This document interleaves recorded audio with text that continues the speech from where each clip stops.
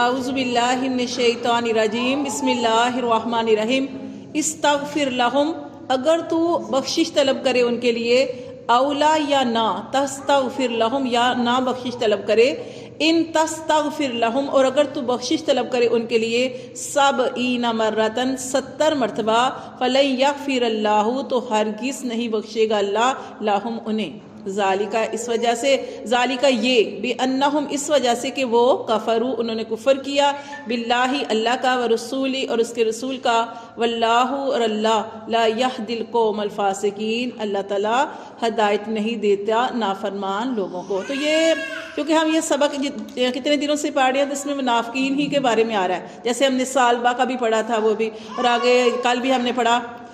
تو یہ منافقوں کے بارے میں کل بھی ہم نے یہی پڑھا تھا کہ جو زیادہ صدقہ خیرات جس نے دیا اس پہ بھی ہنستے تھے کہ ریا، اس کے اوپر بھی باتیں کرتے تھے کہ یہ ریا اور دکھلاوے کے لیے خرچ کر رہے ہیں، اور جس نے بڑی محنت سے کما کے پوری رات ایک کنویں سے پانی نکال کے تو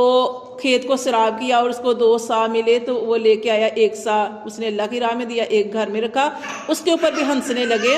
یہ منافقین کی ساری بات ہو رہی ہے۔ تو یہاں پہ یہ بتایا گیا ہے، آپ صلی اللہ علیہ وسلم سے کہا جا رہا ہے کہ اگر تو ان کے لیے بخشش طلب کرے، اولا تستغفر لہم یا ان کے لیے بخشش طلب نہ کرے، کن کے لیے؟ منافقوں کے لیے۔ آگے انشاءاللہ اگلی آئے تو وہ آگے پڑھیں گے تو اس میں آئے گا، لیکن واقعہ بھی آپ بتا دیتی ہوں کہ عبداللہ بن ابی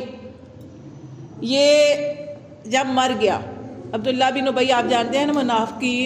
منافقت یہاں اسی سے شروع ہوئی تھی، منافقوں کا سردار تھا۔ تو جب یہ مر گیا تو اس کا بیٹا جس کا نام عبداللہ تھا، وہ عبداللہ صحابی، یعنی اس کا بیٹا عبداللہ، وہ عبداللہ صحابی، یہ بہت پیارے صحابی تھے، نبی پاک صلی اللہ علیہ وسلم کی خدمت میں آتے، ان کی ہر بات کی اطاعت کرتے، اور یہ نبی پاک صلی اللہ علیہ وسلم کو بڑے پیارے تھے یہ صحابی عبداللہ۔ اب جب وہ عبداللہ بن ابی مر گیا تو اس کا بیٹا عبداللہ وہ نبی پاک صلی اللہ علیہ وسلم کی خدمت میں حاضر ہوا، کہا کہ اللہ کے رسول ایک تو میرے باپ کے لیے آپ بخشش کی دعا کریں، یعنی نماز جنازہ کیا ہے؟ بخشش کی دعا کرنا۔ اس لیے کہا جاتا ہے کہ جب کوئی مر جاتا ہے تو اس کی نماز جنازہ جو ہے وہ ضرور ادا کرنی چاہیے، وہ ایک بخشش کی دعا ہوتی ہے،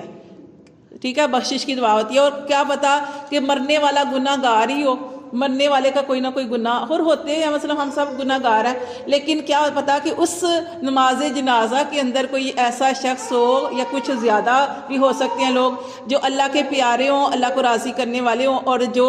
اللہ کو یاد کرتے ہیں اور اللہ ان کی دعائیں رد نہ کرتا ہو، تو جب وہ اس کے لیے دعا کریں گے، مرنے والے کے لیے آمین کہیں گے، تو کیا پتا اللہ تعالیٰ اس مرنے والے کی مغفرت فرما دے۔ تو یہ ہوتی ہے نماز جنازہ۔ تو اب یہ جو عبداللہ بن ابی مر گیا تو اس کا بیٹا عبداللہ نبی پاک صلی اللہ علیہ وسلم کی خدمت میں آیا، اور اس نے کہا کہ اللہ کے رسول میرے باپ کے لیے آپ نماز جنازہ بھی آپ نے پڑھنی ہے، اور میرے باپ کو کرتا بھی آپ نے اپنا دینا ہے، اس کے اندر اس کو دفنانا ہے۔ اب نبی پاک صلی اللہ علیہ وسلم آپ جانتے ہیں، جیسے پیچھے بھی ہم نے پڑھا کہ بڑے ہی نرم دل تھے، کہ یہ لوگ منافق آپ کے پاس آتے تھے، عذر پیش کرتے تھے، بہانے بناتے تھے، تو آپ کہتے تھے ٹھیک ہے۔ لیکن یہ کیا ہوا کہ آپ صلی اللہ علیہ وسلم تیار ہو گئے نماز جنازہ پڑھنے کے لیے۔ آپ صلی اللہ علیہ وسلم نے نماز جنازہ پڑھی۔ جب نماز جنازہ پڑھنے لگے تو حضرت عمر فاروق رضی اللہ تعالیٰ عنہ جو تھے، انہوں نے نبی پاک صلی اللہ علیہ وسلم سے کہا کہ اللہ کے رسول ہلایا ان کو کہ نہ پڑھیں نماز جنازہ۔ آپ جانتے ہیں یہ منافق ہے، آپ اس کے لیے بخشش کی دعا کر رہے ہیں، نماز جنازہ پڑھیں بخشش کی دعا کر رہے ہیں، آپ اس کی نماز جنازہ نہ پڑھیں۔ آپ جانتے ہیں کتنا اس سے تنگ تھے اور کتنا اس نے ستایا ہوا تھا، اس کی وجہ سے ہمیں کتنی جگہ پہ خسارہ اٹھانا پڑا، تو آپ اس کی نماز جنازہ نہ پڑھیں۔ لیکن نبی پاک صلی اللہ علیہ وسلم نے کیا فرمایا؟ آپ نے فرمایا، اللہ نے فرمایا ہے اے نبی تو استغفار کر یا نہ کر، اللہ نے مجھے اختیار دیا ہے۔ آپ نے فرما دیا اللہ نے مجھے اختیار دیا کہ میں منافقوں کے لیے ان کی بخشش کی دعا کروں یا نہ کروں۔ پھر حضرت عمر فاروق نے بس یہ کہا، اور پھر آپ صلی اللہ علیہ وسلم نے لیکن یہ نماز جنازہ جو تھی پڑھا دی، اور اس سے پہلے آپ نے اپنا کرتا بھی دیا، اور کرتا دینے کی وجہ بھی آپ جانتے ہیں کہ کیا وجہ تھی، کہ کرتا دینے کی وجہ یہ تھی کہ آپ صلی اللہ علیہ وسلم کے چچا حضرت عباس رضی اللہ تعالیٰ عنہ اس وقت اسلام تو قبول نہیں کیا تھا انہوں نے، لیکن جب غزوہ بدر ہوا تو اس کے اندر قیدی بن کے آئے اور جب وہ قیدی بن کے آئے تو ان کے جسم کے اوپر کرتا نہیں تھا۔ تو اس وقت بے شک وہ کافر تھے، لیکن نبی پاک صلی اللہ علیہ وسلم کے چچا تو تھے، تکلیف تو ہوتی ہے نا، ظاہر اپنا رشتہ دار اور تکلیف تو ہوتی ہے. تو آپ صلی اللہ علیہ وسلم نے اس وقت کہا کون ہے جو میرے چچا کو کرتا دے. تو اس وقت جو جتنے بھی لوگ تھے ان کے کرتے جو تھے نا وہ ان کو پورے نہیں آتے تھے، کیونکہ عبداللہ بن ابی جو تھے اونچا لمبا تھا، اور اسی کا کرتا حضرت عباس رضی اللہ تعالیٰ عنہ کو آیا اور اس نے دیا.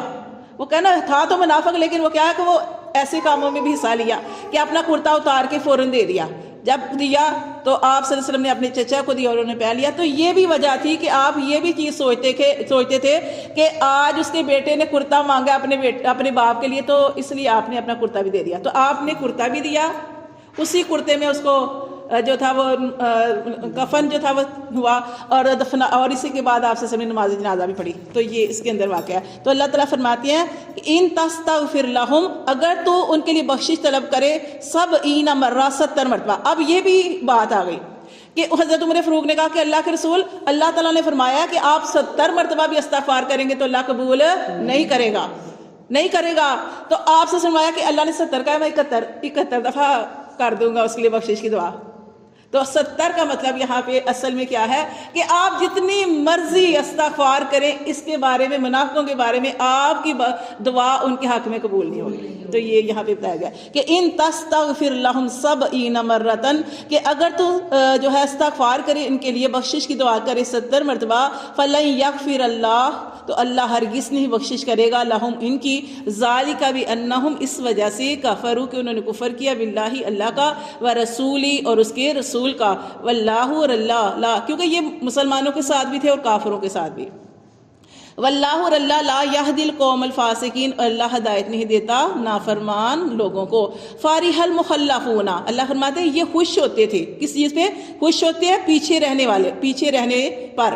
جیسے نبی پاک صلی اللہ علیہ وسلم نے غزوہ تبوک کے لیے کہا تو یہ بہانے بنا دیے انہوں نے، اور یہ خوش ہو رہے تھے کہ ہم نے تو بہانے بنا کے جان چھڑا لی ہے. اللہ فرماتے ہیں فارح المخلفون، یہ خوش ہوتے ہیں پیچھے رہنے پر، بمقعدہم، اپنے پیچھے بیٹھنے پر، یعنی کہ نبی صلی اللہ علیہ وسلم صحابہ کرام چلے گئے اور یہ پیچھے اپنے بیٹھنے پر خوش ہوتے ہیں. خلاف رسول اللہ، اللہ کے رسول کے خلاف کرنے پر وہ خوش ہوتے ہیں. وَقَارِهُ، اور وہ ناپسند کرتے ہیں، اَن يُجَاهِدُوا، کہ وہ جہاد کریں، بِأَمْوَالِهِمْ، اپنے مالوں سے، وَأَنفُسِهِمْ، اور اپنی جانوں سے. کیونکہ مسلمان کیا کرتے ہیں، مومن کیا کرتے ہیں، وہ تو